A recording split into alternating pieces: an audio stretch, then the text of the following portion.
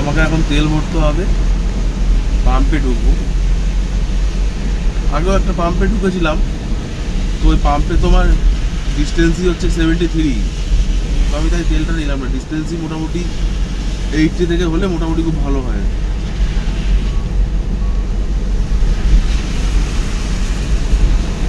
দেখি আগে একটা ইন্ডিয়ান অয়েল পাম্প আছে, আমরা তো আবার ইন্ডিয়ান অয়েল ছাড়া ভরতে পারবো না, বাধ্যতামূলক।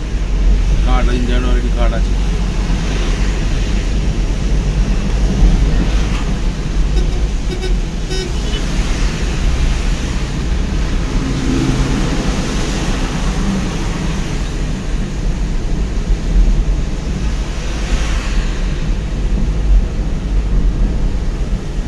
আমাকে আবার তেল ভরতে ঢুকতে হবে, জানো তো, কারণ 1390 টাকা তেল দিয়েছে। 1390 টাকা তেল তো হবে না, আমাকে আবার তেল ভরতে ঢুকতে হবে। এটা হচ্ছে চেন্নাই মুম্বাই হাইওয়ে।